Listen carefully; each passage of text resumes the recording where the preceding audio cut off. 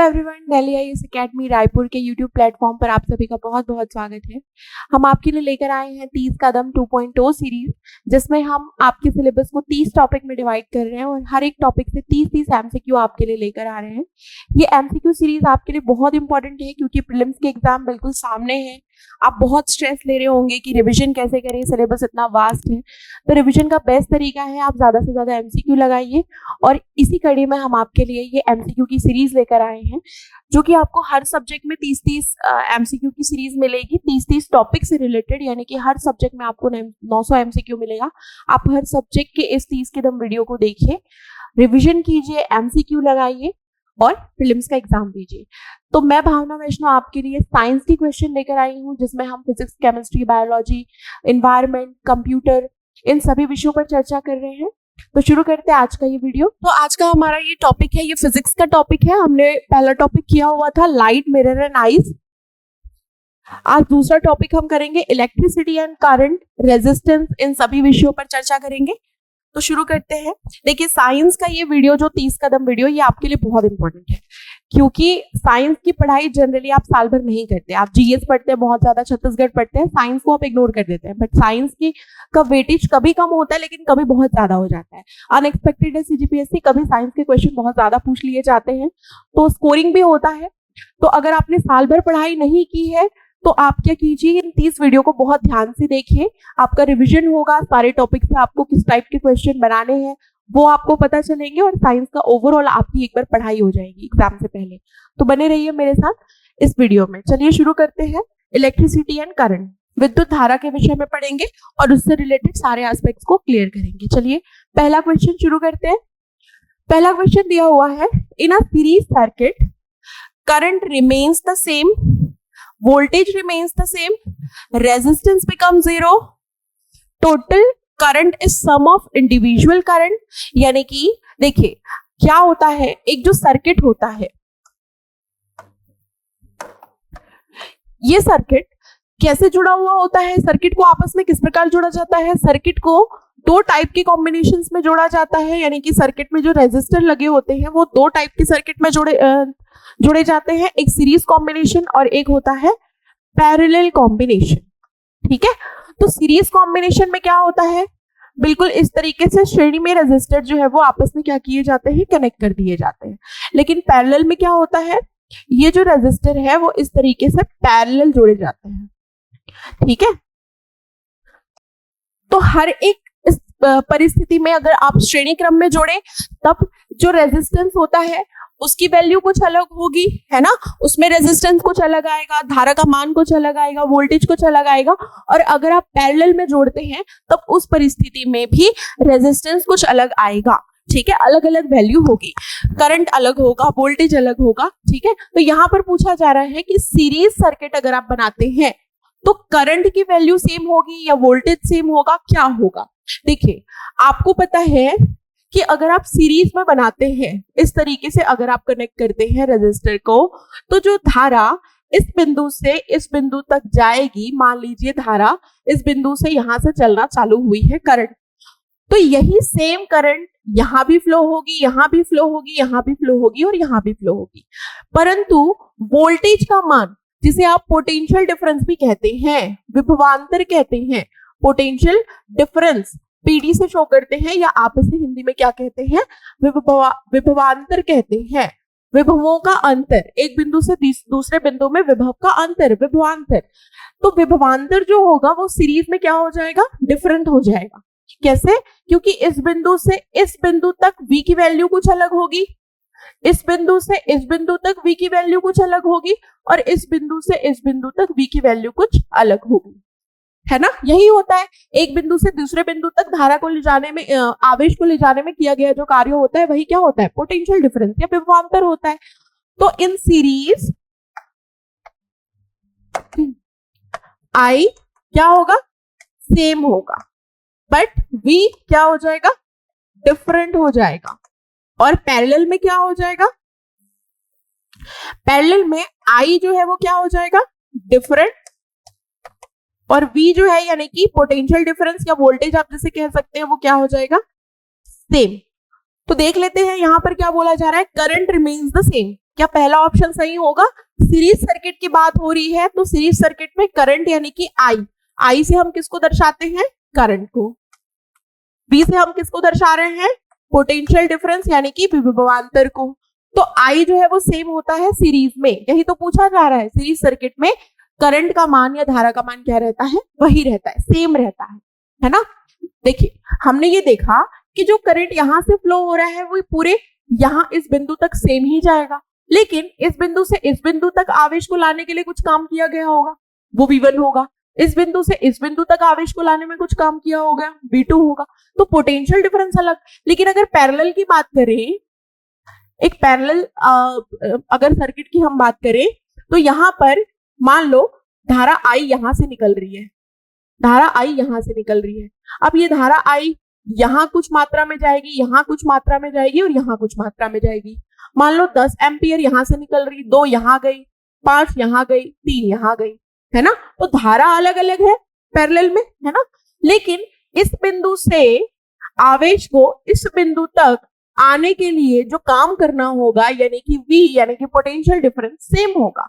तो आप समझ गए आप कि पैरेलल में पोटेंशियल डिफरेंस सेम होता है, धारा का मान अलग होता है, लेकिन सीरीज में धारा का मान सेम होता है और पोटेंशियल डिफरेंस अलग होता है। आप किसी एक को भी याद रखेंगे, याद नहीं रखेंगे, कॉन्सेप्ट ध्यान में रखिए कि ऐसा क्यों होता है। और अगर आप याद भी करना चाहते हैं तो किसी एक को याद कीजिए, दूसरा उसके अपोजिट होगा, ठीक है। चलिए आगे बढ़ते हैं। इसका आंसर होगा ऑप्शन नंबर ए। अगले सवाल की ओर आगे बढ़ जाते हैं। स्टेटमेंट वाला सवाल है। स्टेटमेंट पहला ये कह रहा है कि resistivity depends on the length and the thickness of a conductor. Resistivity किस पर डिपेंड करती है? Length and thickness of a conductor, यानी कि प्रतिरोधकता किसी चालक की लंबाई और उसकी मोटाई पर निर्भर करती है, पहला स्टेटमेंट कह रहा है। दूसरा स्टेटमेंट क्या कह रहा है? Resistivity depends only on the material of the conductor. Resistivity सिर्फ और सिर्फ पदार्थ पर डिपेंड करती है। क्या सही है? रेजिस्टिविटी क्या है? मान लीजिए कि कोई पदार्थ है, जैसे कि कोई मेटल है, चलो एक मेटल मान लो, एक ग्लास मान लो, कांच, ठीक है, दो हैं, ये दो अलग अलग पदार्थ हैं, है ना। तो मान लीजिए कि मेटल है, अब मेटल से होकर कितनी धारा बह रही है और उस धारा के मार्ग में कितनी रुकावट पैदा हो रही है, उस रुकावट को आप क्या कहते हैं? रेजिस्टेंस। और कितनी ज्यादा रुकावट पैदा हो रही है वही उसकी क्या है? रेजिस्टिविटी है ना। तो मेटल में तो रुकावट कम होगा क्योंकि मेटल में फ्री इलेक्ट्रॉन ज्यादा होते हैं। जितने ज्यादा फ्री इलेक्ट्रॉन होंगे करंट उतना स्मूथली क्या होगा? मूव करेगा, यानी कि करंट उतना स्मूथली उसमें बह पाएगा, है ना। और उसमें रेजिस्टेंस कम से कम होगा। रेजिस्टेंस कम है मतलब कि इस पदार्थ की रेजिस्टिविटी कम हो जाएगी, है ना। लेकिन ग्लास जो होता है, कांच जो होता है, इसकी रेजिस्टिविटी क्या होती है? ज्यादा होती है, क्योंकि इसमें ये तो फ्री इलेक्ट्रॉन होते ही नहीं है, ये तो फिर बहुत कम होंगे इंसुलेटर्स में, है ना। तो फ्री इलेक्ट्रॉन नहीं होंगे तो मार्ग में अवरुद्ध बहुत ज्यादा होगा, करंट फ्लो ही नहीं हो पाएगा, और करंट फ्लो नहीं हो पाएगा तो रेजिस्टेंस ज्यादा होगा, रुकावट ज्यादा होगा। तो इसकी रुकावट करने की क्षमता क्या होगी? बहुत ज्यादा होगी। तो हाई रेजिस्टिविटी ग्लास की होगी, मेटल की रेजिस्टिविटी कम होगी। तो पदार्थ पर डिपेंड कर रहा है ना कि रेजिस्टिविटी कैसी है, पदार्थ ग्लास है या पदार्थ मेटल है। अब मेटल कितना भी लंबा हो आप या फिर कितना भी छोटा हो, उसमें रेजिस्टेंस तो उतना ही होगा, है ना। लेकिन वैसे ही ग्लास जो है ये कितना भी लंबा हो या कितना भी छोटा हो, मार्ग में अवरुद्ध तो उतना ही करेगा, है ना। उसकी रेजिस्टिविटी तो उतनी ही रहेगी क्योंकि पदार्थ तो ग्लास ही है, पदार्थ में कोई परिवर्तन नहीं हो रहा है, ग्लास तो ग्लास ही रहेगा। इसीलिए यहाँ पर जो पहला स्टेटमेंट कह रहा है कि रेजिस्टिविटी डिपेंड करती है लेंथ और थिकनेस पर, ये गलत है। चालक की लेंथ या थिकनेस पर रेजिस्टिविटी का कोई प्रभाव नहीं पड़ता है, ठीक है, चाहे वो कितनी भी लंबी हो कितनी भी मोटी हो। पदार्थ क्या है इस पर निर्भर करता है कि वो ग्लास है यानी इंसुलेटर है या कंडक्टर है, ठीक है। Resistivity depends only on the material of a conductor, बिल्कुल सही। चालक की प्रकृति पर निर्भर करता है कि चालक जो है वो किस प्रकार का है, इंसुलेटर है, ग्लास है ना, प्लास्टिक है, कांच है, या फिर वो क्या है, कोई जैसे कॉपर है, एल्यूमिनियम है ना, मेटल है, या फिर एलॉय है, मिश्र धातु है, किस प्रकार का पदार्थ है उस पर रेजिस्टिविटी डिपेंड करती है। रेजिस्टिविटी क्या है? जैसे मैंने बताया, रेजिस्टेंस पैदा करने की क्षमता, कितना ज्यादा रेजिस्टेंस है उसकी क्षमता, रुकावट पैदा करने की क्षमता रेजिस्टिविटी है। तो किस पर डिपेंड करेगा? सिर्फ मटेरियल पर डिपेंड करेगा। तो कौन सा स्टेटमेंट सही हो जाएगा? Option number D. सॉरी हाँ, statement 1 is false and statement 2 is true. Correct. Option number D is the correct answer of this question. Okay, चलो नेक्स्ट क्वेश्चन में आ जाते हैं. क्वेश्चन नंबर 3 assertion और रीजन वाला क्वेश्चन है. assertion यहाँ पर कह रहा है the resistance of a superconductor is 0. Superconductor का जो रेजिस्टेंस है वो 0 होता है. करेक्ट है. सुपर कंडक्टर जो होते हैं ऐसे कंडक्टर होते हैं जिनको एक खास टेम्परेचर पर जब लाया जाता है तब वो सुपर कंडक्टर की जैसे बिहेव करते हैं. सुपर कंडक्टर कहने का मतलब कि कंडक्टर से भी बढ़िया कंडक्टिविटी, यानी कि उसमें करंट फ्लो लगातार होता है, कोई रुकावट पैदा नहीं होता. कोई रुकावट पैदा नहीं मतलब रेजिस्टेंस 0. तो एजर्शन सही है हमारा. देखते हैं रीजन में. Superconductors are useful for power transmission because there is no resistive loss. जैसे मैंने अभी बताया, कोई रेजिस्टेंस नहीं होता, कोई रुकावट नहीं होता, और रेजिस्टेंस की वजह से कोई भी एनर्जी की हानि नहीं होती. ऊर्जा की हानि हीट के रूप में नहीं. देखिए, रुकावट पैदा होगा मार्ग में तो ज्यादा से ज्यादा करंट फ्लो नहीं हो पाएगा. करंट जो है वो हीट के रूप में क्या हो जाएगा, एनर्जी का लॉस हो जाएगा करंट का. लेकिन अगर कोई रेजिस्टेंस ही नहीं होगा मार्ग में, रेजिस्टेंस 0 हो जाएगा, तब करंट क्या हो जाएगा, बहुत तेजी से फ्लो होगा बिना किसी रुकावट के, है ना. तो इसीलिए पावर ट्रांसमिशन में किसका प्रयोग किया जाता है, सुपर कंडक्टर्स का प्रयोग किया जाता है. ये बिल्कुल सही है. assertion and reason both are correct and reason is the correct explanation of assertion. Option A इसका सही जवाब होगा. एमआरआई वगैरह जो मशीन्स होती हैं उनमें सुपर कंडक्टर का प्रयोग जो है वो किया जाता है. चलिए आ जाते हैं आगे अगले सवाल की ओर. बहुत ही इंपॉर्टेंट सवाल है और बहुत आसान सवाल है. Electric power is equals to. Electric power क्या होता है, किसके बराबर होता है. इलेक्ट्रिक पावर क्या होता है, इलेक्ट्रिक पावर वह दर होती है जिस पर एनर्जी कंज्यूम की जाती है. ऊर्जा का उपभोग जिस दर पर किया जाता है वह उसका क्या कहलाता है, पावर कहलाता है. पावर का फॉर्मूला क्या होता है, P is equals to V I, जहां पर P क्या है, पावर है, V क्या है, पोटेंशियल डिफरेंस, या फिर आप बोल सकते हैं वोल्टेज भी बोल सकते हैं. I क्या है, करंट है. ठीक है, तो ये वाला फॉर्मूला हमने यहाँ पे देखा तो ये तो सही हो जाएगा. अब दूसरे पर गौर करते हैं, क्योंकि option all of the above भी है तो आप ये नहीं कह सकते कि यही होगा, हो सकता है ये फॉर्मूलाज भी सही हो. तो ऑल ऑफ द अबव है तो हम इसको चेक कर लेते हैं. ठीक है, अब P is equals to V I यहाँ पर हमारे पास वैल्यू है. अब आप मुझे बताइए ओम्स लॉ के अकॉर्डिंग क्या होता है. ओम्स लॉ पढ़ा होगा, ओम का नियम. ओम्स लॉ क्या कहता है, V is directly proportional to I. उसमें किसी भी सर्किट में या परिपथ में जो बहने वाला वोल्टेज है वो उसका वोल्टेज है वो बहने वाली धारा के क्या होता है, अनुक्रमानुपाती होता है एक कांस्टेंट टेम्परेचर पर, अगर टेम्परेचर स्थिर है तो. ठीक है, और जब इसको हटा देते हैं अनुक्रमानुपाती का साइन तो क्या हो जाता है, कांस्टेंट R लग जाता है, और R को ही हम क्या कहते हैं, रेजिस्टेंस कहते हैं. तो V is equal to I R है ना. और इसको क्या लिख सकते हैं, I को इधर रहने दो, V अपॉन R हो जाएगा. ये दो वैल्यूज हमको मिल रही है, एक तो V की वैल्यू आई आर मिल रही है और एक I की वैल्यू V अपॉन R मिल रही है.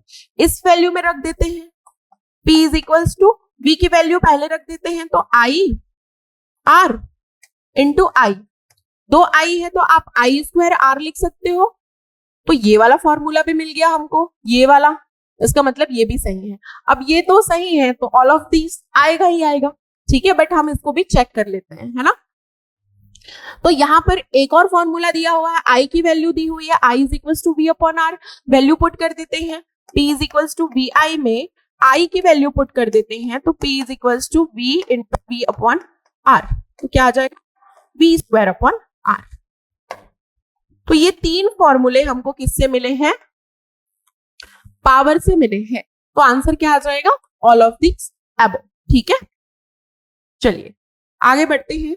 देखो इसको ऐसे याद रखना, P is equals to V I, तो पवई याद रखना. ठीक है, Powai P V I, power Powai ऐसे याद रखना. ठीक है, चलिए आगे बढ़ते हैं और आ जाते हैं अगले सवाल की ओर.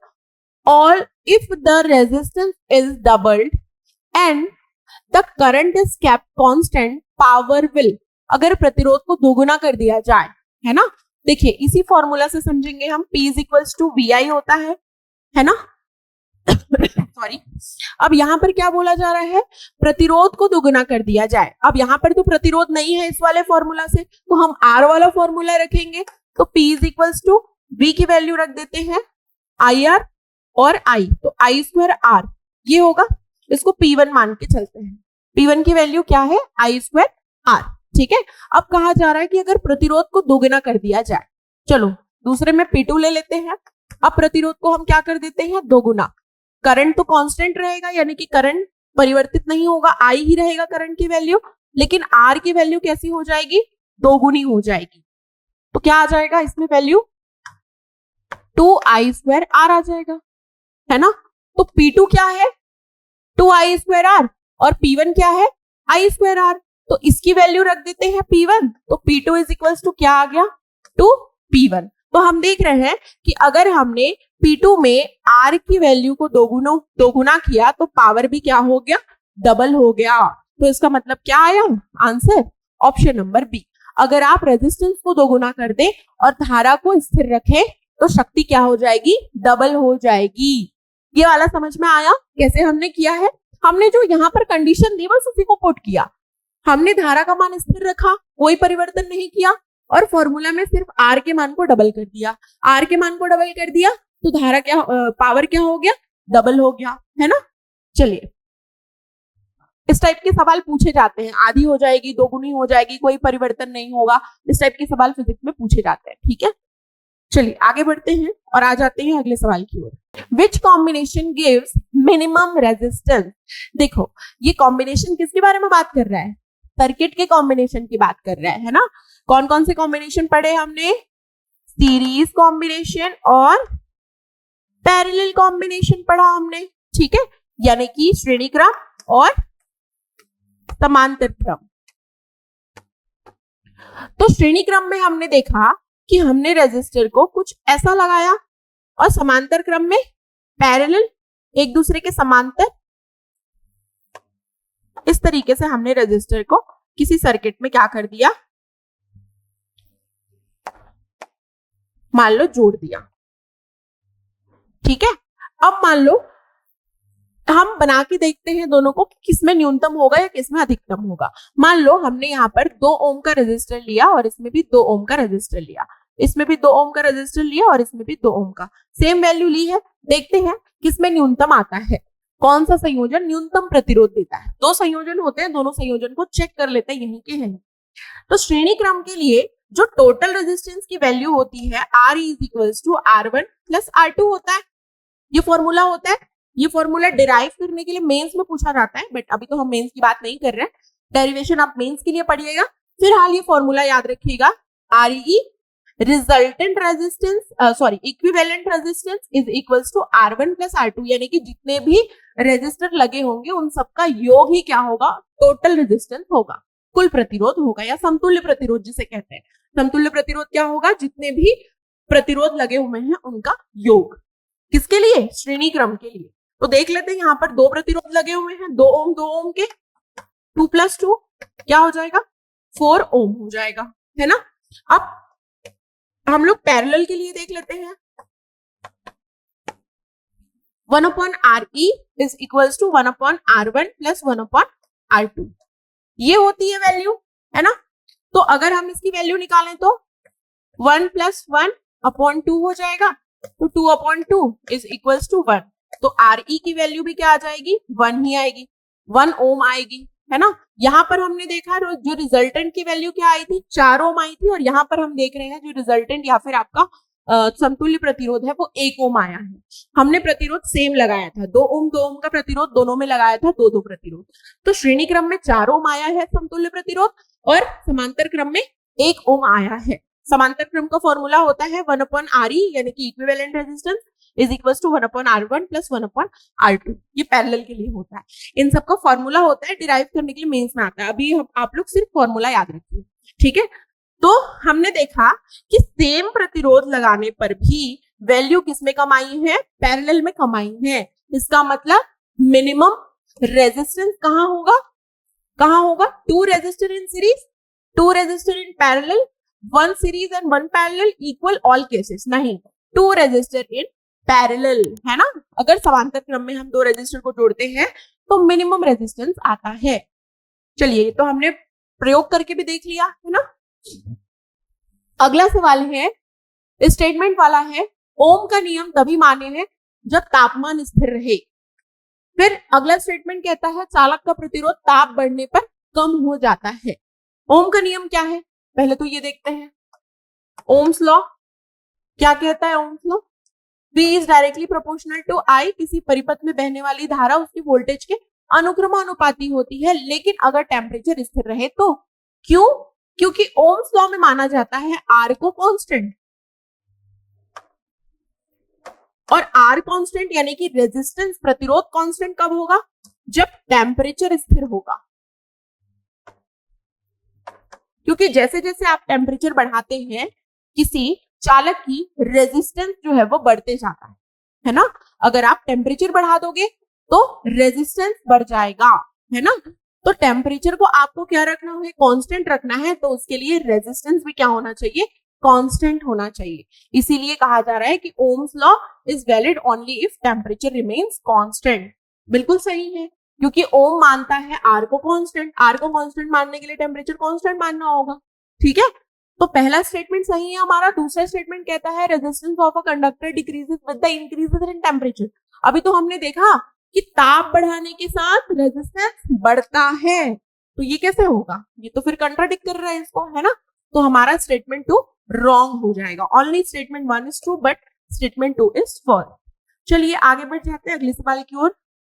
आसान था, थोड़ा सा आपको दिमाग लगाना है और सॉल्व करना है, अच्छे से रीड करना है स्टेटमेंट को क्या बोल रहा है, ठीक है। चलिए आगे आते हैं। कथन दिए हुए हैं 2, आपको बताने की कौन सा सही है। किसी चालक में बहने वाला करंट उस पर लगाए गए विभवांतर के अनुक्रमानुपाती होता है। अभी हमने पढ़ा सेम ओम्स लॉ, है ना। उस पर लगाए गए करंट उसके विभवांतर के अनुक्रमानुपाती होता है, सही है। तो हमारा कथन तो पहला सही है। कथन 2 क्या कहता है? इस संबंध को जूल का नियम कहते हैं। नहीं, इसको क्या कहते हैं? अभी तो आपने पढ़ा, क्या कहते हैं इसको? ओम्स लॉ कहते हैं। जूल का नियम जो होता है ये हीटिंग इफेक्ट ऑफ करंट को बताता है। H is equals to I square RT होता है, ठीक है। क्या? Joules law. जूल्स लॉ क्या बताता है? हीटिंग इफेक्ट ऑफ करंट बताता है। तो जूल का नियम नहीं है भाई ये, है ना। लेकिन कथन 1 सही है, तो statement 1 is true but statement 2 is false. तो क्या आ जाएगा हमारा आंसर? ऑप्शन सी आ जाएगा इसका सही जवाब, ठीक है। चलिए आगे बढ़ते हैं, ये भी स्टेटमेंट बेस्ड क्वेश्चन है। स्टेटमेंट 1 कहता है in a series circuit the same current flows through all components. Statement 2 कहता है in a series circuit the total resistance is the sum of individual resistance. अभी हमने देखा ये सीरीज है, श्रेणी में हमने लगा दिया है किसको? रेजिस्टेंस को। रेजिस्टर को श्रेणी में यानी कि प्रतिरोधों को अगर एक श्रेणी क्रम में जोड़ दिया जाए तो उसे श्रेणी क्रम का संयोजन कहते हैं, है ना। तो हमने श्रेणी क्रम में जोड़ दिया। अब इस पॉइंट से अगर धारा बहनी चालू हुई, 10 एम्पियर मान लो धारा बह रही है एक एग्जांपल के लिए, तो यही 10 एम्पियर तो यहां भी बहेगी, यही 10 एम्पियर यहां भी बहेगी, और यही 10 एम्पियर यहां तक भी बहेगी। इसका मतलब धारा का मान क्या होता है? सेम होता है। स्टेटमेंट 1 सही, हमने इससे पहले भी रीड किया कि श्रेणी क्रम में धारा सेम होती है, पोटेंशियल डिफरेंस यानी कि वोल्टेज अलग होता है। चलिए आगे बढ़ते हैं, अगला स्टेटमेंट रीड करते हैं ना। Circuit total resistance is the sum of individual. तो हमने क्या देखा था? इक्विवेलेंट रेजिस्टेंस या total resistance is equals to R1 plus R2 plus R3 या R4 जो भी दिया हुआ है वो, यानी कि हर एक अलग अलग प्रतिरोधों का अगर योग करें तो वही क्या होगा? टोटल रेजिस्टेंस होगा। तो स्टेटमेंट 2 भी क्या है? करेक्ट है, यानी कि हमारे दोनों ही स्टेटमेंट क्या है? सत्य है। Both are correct statement. Okay, चलो नेक्स्ट क्वेश्चन की ओर आगे बढ़ते हैं। The SI unit of electric current is, विद्युत धारा की SI इकाई क्या है? SI इकाई आपको याद रखना होगा, ये इंपॉर्टेंट है, पूछा जा सकता है एग्जाम में। तो विद्युत धारा यानी कि करंट की SI इकाई है एम्पियर। वोल्ट किसकी SI इकाई है? पोटेंशियल डिफरेंस की यानी कि विभवांतर की। ओम किसकी SI इकाई है? रेजिस्टेंस की। कूलम किसकी SI इकाई है? चार्ज की या आवेश की। ओके, लेकिन यहां पर विद्युत धारा पूछा है तो क्या आ जाएगा हमारा आंसर? एम्पियर, एम्पियर जो है वो विद्युत धारा की एसआई यूनिट है। अगला सवाल है the resistance of a conductor depends on, resistance of a conductor R किस पर डिपेंड करता है? तो R is directly proportional to L, यानी कि वायर की लंबाई पर। R is directly proportional to, inversely proportional to अनुप्रस्थ काट का क्षेत्रफल, जिसे आप ए से शो करते हैं, क्रॉस सेक्शन। ठीक है, एरिया ऑफ क्रॉस सेक्शन को हम ए से शो करते हैं। अनुप्रस्थ काट का क्षेत्रफल इसके व्युत्क्रमानुपाती होता है। अनुप्रस्थ काट का क्षेत्रफल मतलब ये पेन है, तो इस पेन का ये वाला हिस्सा, ये गोलाई वाला हिस्सा है ना, अगर आप इसको काट के अलग कर दें, अनुप्रस्थ काट का क्षेत्रफल, तो ये क्या होता है, इसके व्युत्क्रमानुपाती होता है, रेजिस्टेंस और लंबाई के अनुक्रमानुपाती होता है। आप इसको जोड़ दो तो रेजिस्टेंस इज एल अपॉन ए, और इसको इक्वल कर दो तो रो लग जाएगा, जो कि इसकी रेजिस्टिविटी है अपॉन ए। ये फॉर्मूला होता है। और रेजिस्टिविटी क्या होती है, किसी पदार्थ की होती है ना। तो देख लेते हैं, लेंथ लंबाई पर निर्भर करता है, लंबाई बढ़ने के साथ रेजिस्टेंस बढ़ जाता है। एरिया ऑफ क्रॉस सेक्शन पर डिपेंड करता है, एरिया ऑफ क्रॉस सेक्शन बढ़ने पर रेजिस्टेंस कम हो जाता है।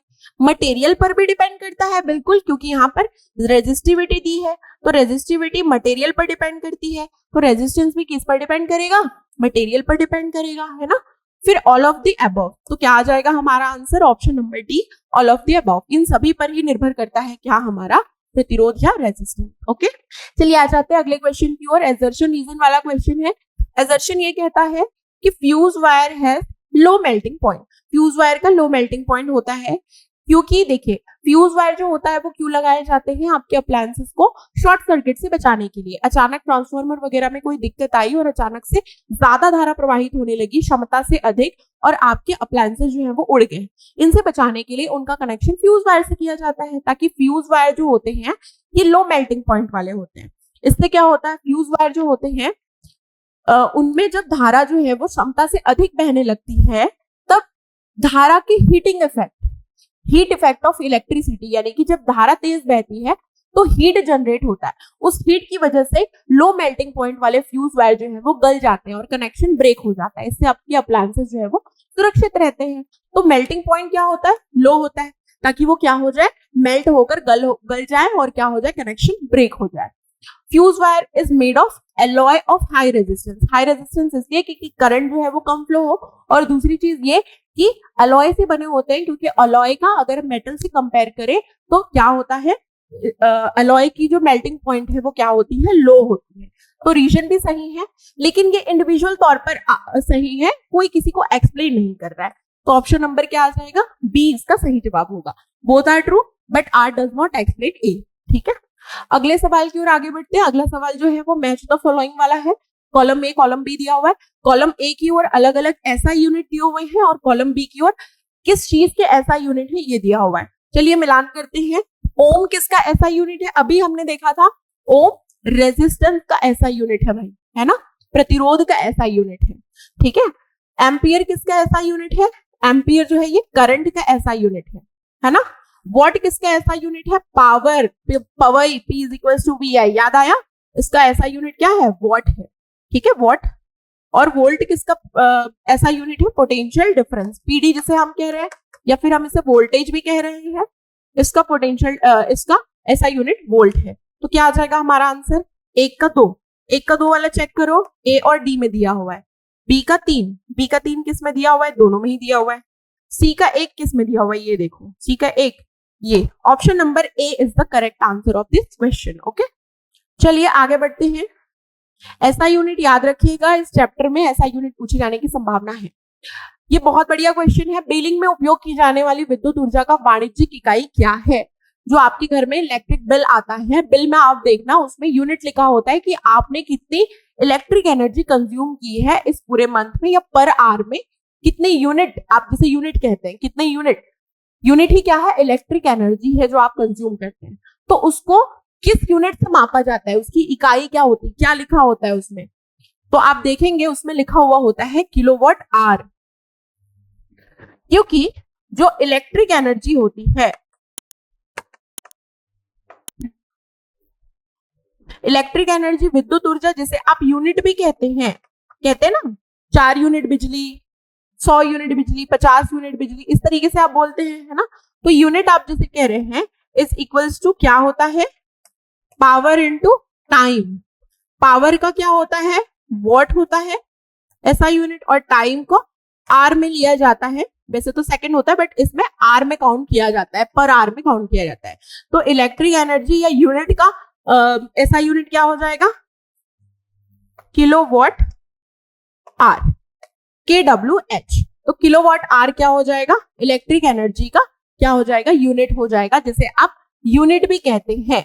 तो अगर इलेक्ट्रिक एनर्जी कितने आपने यूज की ये कहा जाए या कितने यूनिट यूज किया जाए, सेम है। तो क्या होता है इसका, किलोवाट आर होता है, ठीक है। जूल तो किसका होता है, एनर्जी का होता है, याद रखिएगा, ठीक है। वॉट आपको पता है, वॉट किसका होता है, पावर का होता है, एम्पियर धारा का होता है। चलिए आगे बढ़ जाते हैं अगले सवाल की ओर। The instrument use to measure potential differences called, विभवांतर को मापने के लिए कौन सा उपकरण उपयोग में लाया जाता है, एमीटर, वोल्टमीटर, गैल्वेनोमीटर या ओम मीटर। किसका उपयोग किया जाता है, एमीटर का उपयोग धारा मापने के लिए किया जाता है, विद्युत धारा या करंट। वोल्टमीटर ही इसका सही जवाब होगा, वोल्टमीटर का ही उपयोग किया जाता है पोटेंशियल डिफरेंस या विभवांतर मापने के लिए। गैल्वेनोमीटर जो स्मॉल अमाउंट ऑफ करंट होता है या बहुत सूक्ष्म धारा होती है उसका मान ज्ञात करने के लिए गैल्वेनोमीटर का यूज किया जाता है। ओम मीटर का यूज रेजिस्टेंस मापने के लिए किया जाता है। तो हमारा आंसर क्या आ जाएगा, option number B, voltmeter. Voltmeter लगा होता है, आपने देखा होगा किसी परिपथ में इस तरीके से V लिखा होता है, इस तरीके से सर्किट देखा होगा, वोल्टमीटर लगा होता है, ठीक है। तो पोटेंशियल डिफरेंस मापने के लिए वोल्टमीटर का प्रयोग किया जाता है। चलिए आगे बढ़ते हैं। अ fuse works on the principle of, fuse किस सिद्धांत के आधार पर कार्य करता है, electromagnetic induction, chemical effect of current, heating effect of current या फोटो इलेक्ट्रिक इफेक्ट। तो अभी हमने देखा था मेल्टिंग पॉइंट के विषय में बात की थी, तो क्या आ जाएगा, हीटिंग इफेक्ट ऑफ करंट। यानी कि फ्यूज वायर जो लगे होते हैं लो मेल्टिंग पॉइंट वाले होते हैं, और जैसे ही क्षमता से अधिक विद्युत धारा किसी खराबी की वजह से या अन्य किसी कारणों की वजह से क्षमता से अधिक विद्युत धारा जब प्रवाहित होने लगती है तो फ्यूज वायर जो है अधिक धारा के प्रवाहित होने के कारण गर्म होने लगते हैं, और क्योंकि वो लो मेल्टिंग पॉइंट वाले होते हैं तो गर्म होकर गल जाते हैं, और गलने की वजह से कनेक्शन ब्रेक हो जाता है, और कनेक्शन ब्रेक होने से आपके अप्लायंसेस जो है वो सुरक्षित रहते हैं। तो फ्यूज वायर किस पर काम कर रहे हैं, heating effect of current, current ज्यादा फ्लो होने से हीट ज्यादा उत्पन्न हो रही है। याद करो formula H is equals to क्या होता है, I स्क्वायर R T। तो I जितना ज्यादा होगा करंट, हीट उतना ज्यादा निकलेगा, है ना। तो हीटिंग इफेक्ट ऑफ करंट के ऊपर कार्य करते हैं कौन, फ्यूज वायर। ओके चलिए आगे बढ़ जाते हैं और आ जाते हैं अगले सवाल की ओर। स्टेटमेंट दिया हुआ है, आपको बताना है कि स्टेटमेंट सही है या गलत है, ठीक है।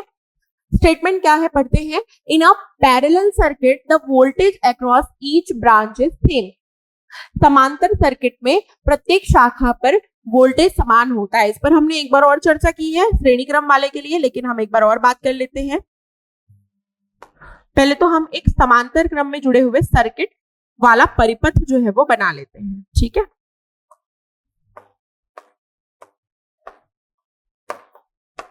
ये हमारा एक परिपथ है, ठीक है।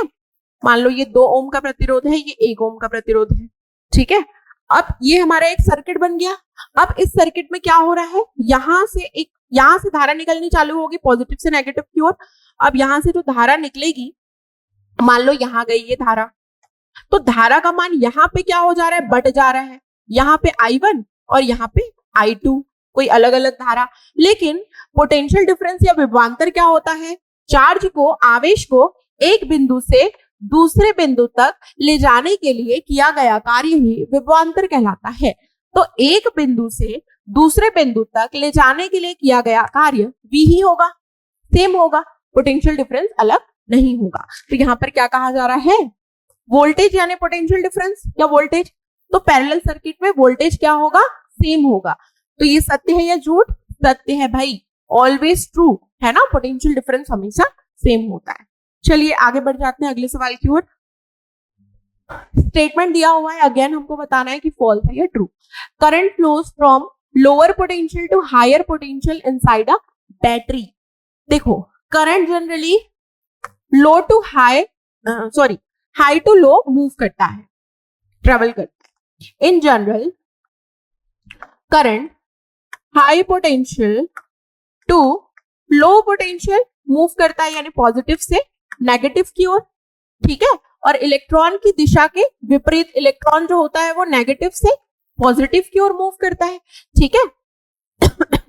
चलिए, लेकिन बैटरी के अंदर क्या होता है, करंट जो है ये पॉजिटिव से नेगेटिव की ओर मूव करता है, यानी कि high potential to low potential की ओर मूव करता है बैटरी के अंदर। तो यहाँ पर मेंशन किया गया है बैटरी के अंदर current high potential low potential to high potential move करता है। यहां पर हमारा थोड़ा सा उल्टा हो गया, माइनस टू प्लस, यानी कि low potential to high potential move करता है बैटरी के अंदर करंट। ये याद रखना, कन्वेंशनल करंट कहां से, लो से हाई मूव करता है, तो यही बोला जा रहा है low potential to high potential. तो हमारा ऑप्शन नंबर ए क्या हो जाएगा, करेक्ट हो जाएगा इसमें। चलिए आगे बढ़ते हैं अगले सवाल की ओर। इसमें 3 स्टेटमेंट्स दिए गए हैं, आपको रीड करना है और बताना है कौन सा स्टेटमेंट सही है। Conductors have a large number of free electron, बिल्कुल सही। कंडक्टर्स में large number of free electron होते हैं, इसीलिए धारा इसमें तेजी से प्रवाहित होती है बिना किसी रेजिस्टेंस के, ठीक है। तो ये सही होगा, इसीलिए इसका रेजिस्टेंस कम होता है ना। तो large number of free electron होते हैं, सही स्टेटमेंट है। Insulator have very high resistance, बिल्कुल सही। हाई रेजिस्टेंस होता है इंसुलेटर में, तभी तो रुकावट अवरुद्ध धारा के मार्ग में ज्यादा पैदा होती है, ठीक है। इंसुलेटर यानी कि कुचालक, तो कुचालकों का प्रतिरोध ज्यादा होता है, सही है। Semiconductors have conductivity between conductor and insulator. क्या अर्धचालकों की चालकता चालक और कुचालक के बीच होती है? हाँ होती है, तभी तो उनको अर्धचालक कहते हैं। ना वो बहुत ज्यादा उनकी कंडक्टिविटी होती है, ना ही बहुत कम, बीच के होते हैं वो, इसीलिए उनको क्या कह रहे हैं, अर्धचालक। नाम से समझ में आ रहा है।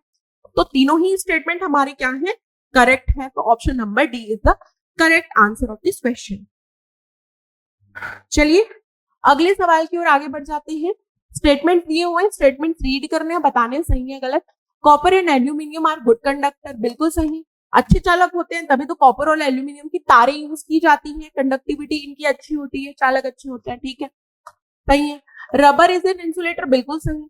रबर में कोई भी इलेक्ट्रॉन की मात्रा नहीं होगी जिसकी वजह से धारा प्रवाहित नहीं होगी, तो ये क्या है, गुड इंसुलेटर है। कंडक्टिविटी इनकी नहीं होगी, तो क्या हो जाएंगे,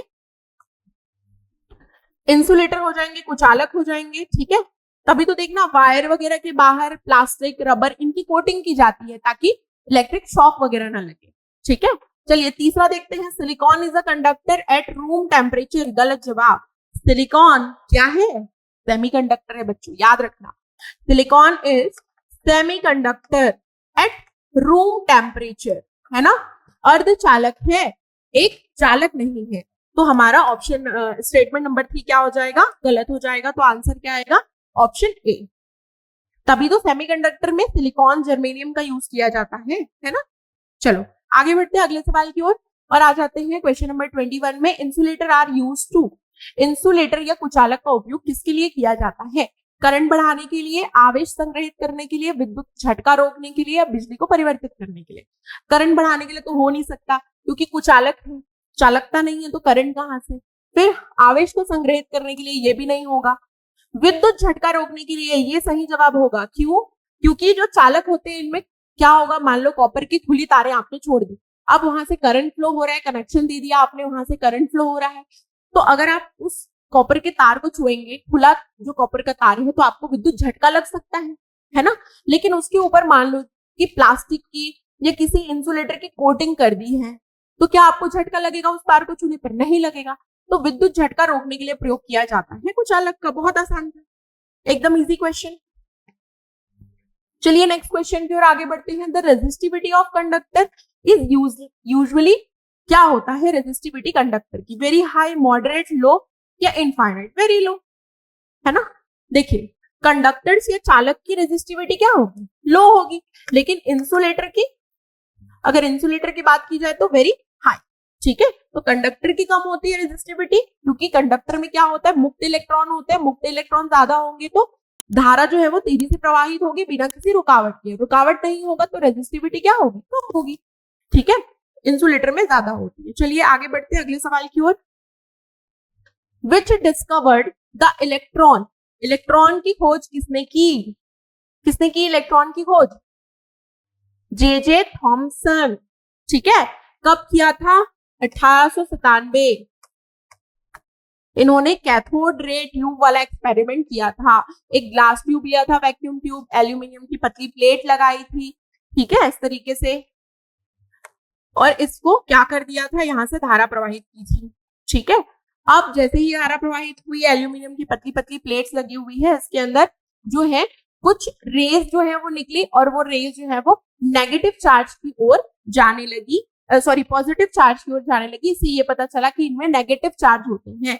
नेगेटिव चार्ज, बाद में इनको इलेक्ट्रॉन नाम दिया गया। तो जे थॉमसन ने कैथोड रे जो एक्सपेरिमेंट किया, और उसके बाद फिर 1897 में किसकी खोज की थी, इलेक्ट्रॉन्स की खोज की थी। रदरफोर्ड ने प्रोटॉन की खोज की। ठीक है, नील्स बोर ने क्या दिया था, बोर मॉडल दिया था।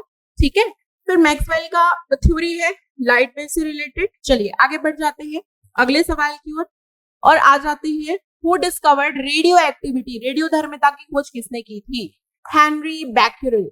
हेनरी बैक्यूरेल ने रेडियो एक्टिविटी की खोज की थी, है ना। देखियो इन्होंने क्या किया था, यूरेनियम का सॉल्ट लिया। यूरेनियम का सॉल्ट जो है उसको एक फोटो इलेक्ट्रिक प्लेट जो होता है उसके ऊपर रखा था, फोटोग्राफिक प्लेट, और उसके ऊपर उन्होंने देखा था कि बिना सनलाइट के भी जो यूरेनियम सॉल्ट है उसने इमेज फॉर्मेशन कर दिया। इससे ये पता चला कि ये जो यूरेनियम सॉल्ट है ये खुद भी क्या कर रहा है, रेडिएशन एमिट कर रहा है। इसका ये मतलब है कि ये क्या है, एक रेडियो एक्टिव पदार्थ है। ठीक है, तो हेनरी बैक्यूरेल ने किसकी खोज की थी, रेडियो एक्टिविटी की खोज की थी। बाद में इसके ऊपर पियरे क्यूरी और मैरी क्यूरी, इन दोनों ने भी कुछ एक्सपेरिमेंट किए थे। बाकी रदरफोर्ड तो पता ही है आपको, प्रोटॉन की खोज वाले। चलिए आगे बढ़ते हैं अगले सवाल की ओर। Kirchhoff's law are related to, Kirchhoff का नियम किससे संबंधित है, किरचॉफ का नियम करंट और वोल्टेज से संबंधित है परिपथ के। कैसे इन्होंने लॉ दिया था, इन्होंने ये बताया था कि सर्किट में आने वाली जो धारा है उसका योग और वहां से जाने वाली धारा का योग क्या होता है, बराबर होता है। यानी कि sum of incoming current is equals to sum of outgoing current, इन्होंने ये बताया था। ठीक है, और sum of voltage is equals to 0, ये भी इन्होंने ये बताया था। ये दो लॉज दिए थे इन्होंने धारा और वोल्टेज से रिलेटेड। ठीक है, तो ऑप्शन नंबर बी आंसर आ जाएगा किरचॉफ लॉ में। चलिए आगे बढ़ते हैं और आ जाते हैं अगले सवाल की ओर। यहाँ पर कुछ स्टेटमेंट दिए हुए हैं, 3 स्टेटमेंट को हमको पढ़ना है और बताना है कि कौन सा सही है। पहला स्टेटमेंट दिया हुआ है, Chadwick discovered the neutron, neutron की खोज चैडविक ने की। बचपन में सब पढ़ा हुआ है, दिमाग से निकल गया होगा, एक बार रिवीजन कर लेते हैं, बहुत आसान सवाल है, पूछे जाने की संभावना ज्यादा होती है ऐसे सवालों की। चैडविक जो है इन्होंने न्यूट्रॉन की खोज की, सही जवाब है न्यूट्रॉन की खोज की, न्यूट्रॉन जिस पर कोई भी चार्ज नहीं होते। अब देखो प्रोटॉन की खोज हो गई 1911 के आसपास, न्यूट्रॉन की खोज हो गई 1897 के आसपास। अब ये देखा गया कि अभी भी मास जो है किसी एलिमेंट में बैलेंस नहीं हो रहा है। भाई इलेक्ट्रॉन है, प्रोटॉन है, लेकिन मास अभी भी ज्यादा है इनके मास से, तो इसका मतलब इसमें कोई और पदार्थ तो है। ठीक है, फिर बेरिलियम लिया गया और उस पर फिर बॉम्बार्डिंग की गई अल्फा पार्टिकल्स की, और ये देखा गया कि इस पर ऐसे पार्टिकल्स भी मौजूद है जिन पर कोई चार्ज नहीं है, और वो पार्टिकल्स क्या थे, न्यूट्रॉन थे। इसकी खोज किसने की थी, चैडविक ने की थी। फिर दूसरा रदरफोर्ड, रदरफोर्ड ने किसकी खोज की थी, प्रोटॉन की खोज की थी कि पॉजिटिव चार्ज वाले पार्टिकल्स भी पाए जाते हैं। ठीक है, तो ये देखा गया था कि हाइड्रोजन एटम के न्यूक्लियस में क्या पाया जाता है, पॉजिटिव चार्ज वाले पार्टिकल्स पाए जाते हैं, उनको प्रोटॉन कहा गया। ये देखा गया रदरफोर्ड के द्वारा। और फिर आइंस्टाइन ने फोटो इलेक्ट्रिक इफेक्ट को डिफाइन किया, कब, 1905 में। न्यूट्रॉन की खोज हुई 37 में, प्रोटॉन की खोज हुई 1911 के आसपास में। 1905 में आइंस्टाइन ने फोटो इलेक्ट्रिक इफेक्ट को बताया। फोटो इलेक्ट्रिक इफेक्ट में इन्होंने ये बताया था कि रेडिएशन जो होता है, लाइट जो होता है, वो उसमें जो एनर्जी होती है वो ऊर्जा के छोटे छोटे पैकेट्स के फॉर्म में होती है, जिन्हें फोटोन कहा जाता है। तो लाइट क्या है, एक पार्टिकल के जैसे बर्ताव करता है, वेव नेचर के साथ साथ इसमें पार्टिकल नेचर होता है। ये किसने बताया, आइंस्टाइन ने बताया। तो तीनों ही स्टेटमेंट हमारे क्या है, सही है। तो ऑप्शन नंबर डी इसका करेक्ट आंसर होगा। चलिए आगे बढ़ते हैं और आ जाते हैं अगले सवाल। अगला सवाल थोड़ा न्यूमेरिकल है, सॉल्व करेंगे, बहुत आसान है, बहुत चुटकियों बजा के सॉल्व हो जाएगा। हम देखिए करते हैं। A conductor has a resistance of 5 ओम। अब रेजिस्टेंस को किससे मापते हैं भाई, आर से मापते हैं। तो लिख लेते हैं आर की वैल्यू क्या दी हुई है, 5 ओम। अब आपको ये भी ना आए कि रेजिस्टेंस को आर से मापते हैं तो आर याद रख लेना, आर शुरू में है तो इसको आर से मापते हैं। या ओम, ओम किसकी इकाई है रेजिस्टेंस की, तो 5 ओम रेजिस्टेंस आ जाएगा। करंट क्या दिया हुआ है, तो करंट को हम किससे मापते हैं, याद करो आई से। तो आई की वैल्यू क्या दी हुई है, 2 एम्पियर। करंट का मात्रक क्या होता है, एम्पियर। हमको क्या ज्ञात करना है, what is the potential difference. Potential difference मतलब वोल्टेज, इसको किससे मापते हैं, V से। तो V की वैल्यू हमको क्या करना है, फाइंड करनी है। दिया हुआ है IR, V निकालना है। तो V is equals to, V is directly proportional to I by Ohm's law. अब इसी को अगर सॉल्व कर दो तो V is equals to IR होता है। तो V की वैल्यू निकालनी है, I और R की वैल्यू पता है, पुट कर दो, 5 into 2 क्या आ जाएगा, 10 वोल्ट। वोल्ट आएगा, याद रखना। तो क्या आएगा हमारा आंसर, 10 वोल्ट, बी। बहुत आसान सवाल था, सिर्फ मल्टीप्लाई करना था, ओम्स लॉ में आपको फॉर्मूला में वैल्यू पुट करनी थी। ठीक है, चलिए आगे आ जाते हैं। अगला सवाल, अगला सवाल भी न्यूमेरिकल है बट ये भी बहुत आसान है। ठीक है, 3 resistance of 3 ohm, 2 ohm and 5 ohm are connected in a series, the total resistance of the circuit. Series में कनेक्टेड है, ये याद रखना हमेशा, पैरेलल है या सीरीज है। तो सीरीज है मतलब ये रेजिस्टेंस कुछ ऐसे जुड़े हुए हैं आपस में, है ना। एक कितने का है, 2 ओम का है, एक 3 ओम का है और एक 5 ओम का है। ठीक है, अब याद करो सीरीज के लिए इक्विवेलेंट रेजिस्टेंस का फॉर्मूला क्या होता है, R1 plus R2 plus R3, यानी कि हर एक इंडिविजुअल रेजिस्टेंस को आपस में सम कर दो तो आ जाएगा इक्विवेलेंट रेजिस्टेंस। तो 2 ओम को 3 और 5 को जोड़ दो, 10 आ जाएगा। ठीक है, 10 ओम, तो इक्विवेलेंट रेजिस्टेंस क्या आ जाएगा हमारा, 10 ओम। आंसर क्या हो जाएगा, ऑप्शन नंबर बी। यही अगर पैरेलल के लिए दिया होता तो क्या फॉर्मूला लगाते हैं, पैरेलल में दिया होता तो 1/RE is equals to 1/R1 plus 1/R2 plus 1/R3। अब इसके बाद इसको सॉल्व करते तो आंसर आ जाता है। ये किसके लिए है, समांतर क्रम के लिए है, याद रखिएगा। ठीक है, which of the following is not an application of heating effect of current. निम्नलिखित में से कौन सा धारा के ऊष्मीय प्रभाव का उपयोग नहीं करता है। देख लेते हैं, इलेक्ट्रिक केटल करता है। इलेक्ट्रिक केटल आपके घर में होगा, जो हॉस्टल में रहते होंगे, मैगी बनाते होंगे, चाय गर्म करते हो, चाय बनाते होंगे, पानी गर्म करते होंगे। ठीक है, तो इलेक्ट्रिक केटल क्या होता है, जैसे ही आप उसको प्लग स्विच से कनेक्ट करते हैं, बटन ऑन करते हैं, वो धीरे धीरे जैसे ही उसमें करंट प्रवाहित होती है वो गर्म होने लगती है। तो करंट की वजह से हीट निकल रहा है, तो हीटिंग इफेक्ट ऑफ इलेक्ट्रिसिटी पे डिपेंड कर रहा है कौन, इलेक्ट्रिक केटल। इलेक्ट्रिक हीटर भी कुछ ऐसा है, जैसे ही कनेक्शन आप बिजली से देते हैं, हीटर जो है वो गर्म होने लगता है और पानी को गर्म करने लगता है, या रूम हीटर वगैरह रूम को गर्म करने लगता है। तो इलेक्ट्रिक हीटर भी किस पर काम कर रहा है, हीटिंग इफेक्ट ऑफ करंट पे काम कर रहा है, यानी कि H is equals to I² RT। जितना ज्यादा करंट उतना ज्यादा हीट। फिर इलेक्ट्रिक फ्यूज भी हीटिंग इफेक्ट पे काम करता है, इससे पहले हमने पढ़ा था, याद करो। फ्यूज वायर जो होते हैं लो मेल्टिंग पॉइंट के होते हैं, जैसे ही करंट देते हैं हीट जनरेट होता है और लो मेल्टिंग पॉइंट की वजह से क्या हो जाता है, फ्यूज वायर डिस्कनेक्ट हो जाता है, मतलब कि करंट ज्यादा आने लगती है तब। ठीक है, तो फ्यूज भी काम करता है बट मोटर जो है वो काम नहीं करता। तो हमारा आंसर क्या हो जाएगा, नॉट पूछा गया है ना, नॉट, ये याद रखिएगा। तो नॉट में क्या आ जाएगा, इलेक्ट्रिक मोटर। इलेक्ट्रिक मोटर जो है वो हीटिंग इफेक्ट के ऊपर आधारित नहीं है। चलिए आगे बढ़ जाते हैं अगले सवाल की ओर। आखिरी सवाल है हमारा, स्टेटमेंट दिए हुए हैं 3। पहला स्टेटमेंट कहता है electric current can produce both heating and magnetic effect. बिल्कुल सही, इलेक्ट्रिक करंट हीटिंग इफेक्ट के साथ साथ मैग्नेटिक इफेक्ट भी शो करता है। जैसे ही आप विद्युत धारा प्रवाहित करते हैं, electric field, magnetic field generate हो जाती है। तो बिल्कुल सही है ये तो, है ना। दूसरा स्टेटमेंट क्या कहता है, electric energy can be converted into heat, electric energy heat में कन्वर्ट की जा सकती है, ठीक है, ओनली इनटू हीट। ये लाइन याद रखिएगा, मैं बार बार आपको बताती हूँ कि ऑलवेज, ओनली ऐसे दिए हुए स्टेटमेंट क्या होते हैं, थोड़े गलत होने के चांसेस इनके ज्यादा होते हैं, क्योंकि ओनली हीट में चेंज नहीं होता है इलेक्ट्रिक एनर्जी। भाई ये तो रासायनिक ऊर्जा में भी बदला जा सकता है, विद्युत ऊर्जा को अन्य प्रकार की ऊर्जाओं में भी, यांत्रिक ऊर्जा में या अन्य ऊर्जाओं में बदला जा सकता है। तो क्या सिर्फ ऊष्मीय ऊर्जा में बदला जा सकता है? नहीं, तो स्टेटमेंट 2 रॉन्ग होगा। Power consumed in a resistor depends on voltage and current, प्रतिरोधक में उपभोगित शक्ति जो है वो वोल्टेज और करंट पर निर्भर करती है। शक्ति करंट और वोल्टेज पर निर्भर करती है, बिल्कुल सही। वोल्टेज बढ़ेगा शक्ति बढ़ेगी, करंट बढ़ेगा शक्ति बढ़ेगी, तो बिल्कुल सही।